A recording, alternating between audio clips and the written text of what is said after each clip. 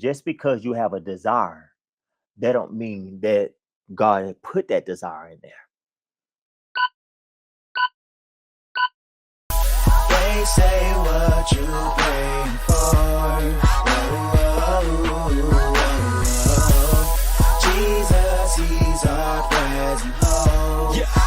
This is Everyday Creatures answering everyday questions. Right back at you.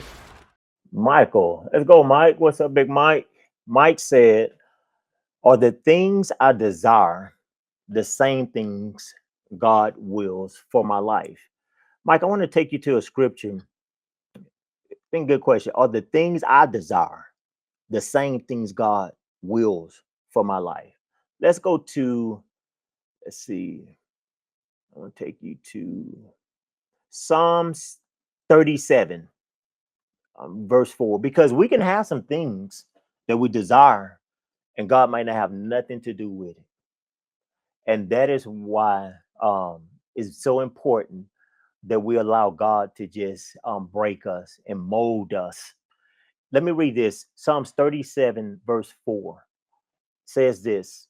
He says, "Delight yourself in the Lord, and he will give you the desires and petitions of your heart." And some put it this way, as it's God who's putting these desires in your heart.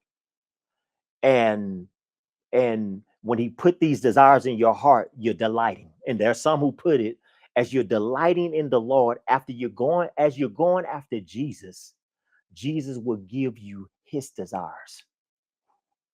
And now let me put it this way, Michael. Let's just say an individual is called to be a doctor. They have they they were growing up and it's all they wanted to be, a doctor. And but they're not saved. And they're desiring it and so on and so forth. They're not designing that for God, but did God put that there? It's in the creation. Let's just say that. Now individual gets saved, and that same thing, he's does still have this that desire to be a doctor. And now that he's saved and God is renewing his mind and his mind is changing, guess what he's starting to do now? He's starting to want to be God's doctor. Now he's starting to say, man, I want to see people saved. And so when he's doing the work that God has placed on the inside of him, that desire to be a doctor, guess what who he's doing it for now? Because God has changed it and he's changing the way he's thinking, the way he's seeing things. And now when he's doing operation, maybe doing in the operating room and things like that, he's thinking about souls being operated on for Jesus. So you can see his desires changing. Now, just because you go after something, I'll give you another one. I remember when after I got saved, Michael, I had a I had this desire to go to the NFL. Well, before I was saved, I wanted to go. I was pretty good in football, and everybody said they go to the NFL. But was I good enough? I guess not. I didn't make it. so, so that should tell you something. But I did have some scouts come in. So, but I got saved. I mean, and I still had that desire, and I had some people really trying to push it. But as God started changing my mind, and I just started going after Jesus, that desire I had to go to the NFL and play football, it was slowly dissipating until one day I didn't have that same desire anymore. God changed it. But there were other things that God had placed in me. And as my mind was changing, guess what? That desire was getting stronger. And so, getting specifically to your question, just because you have a desire, that don't mean that God had put that desire in there. And so, how do we know when it's God? Let me tell you something. When it's God, God is going to bring you back to Himself. You're gonna always when it's God. Now we got to work that. It don't just usually just fall into it, just whatever that may be. So what I'm saying to you, Michael, is that when God put that stuff in us, give us desires for things, He's gonna always point us back to Himself. where we want to give him the glory, where we want to worship him with it.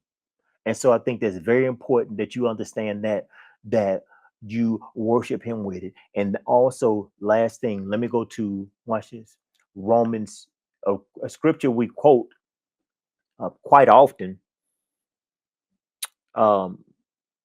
here at Prince of Peace, and my pastor, one of his favorite scriptures, if not his favorite, probably have quite a few of them.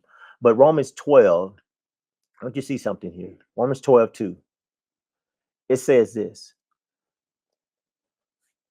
Do not, this is important. He says, and do not be conformed to this world. And I read from the Amplified. He says, and do not be conformed to this world any longer with its superficial values and customs, but be transformed and progressively change as you mature spiritually by the renewing of your mind, by the renewing of your mind, focusing on godly values and ethical attitudes so that you may prove for yourselves what the will of God is. That which is good and acceptable and perfect in his plan and purpose for you. The scripture is telling us, like God will put, he's renewing our mind, he'll give us those desires. He'll put in us what his good and his perfect plan is for our life. The issue is people don't want to go, they don't want to sacrifice anything. If you go up to verse 1, he said, present your body a living sacrifice.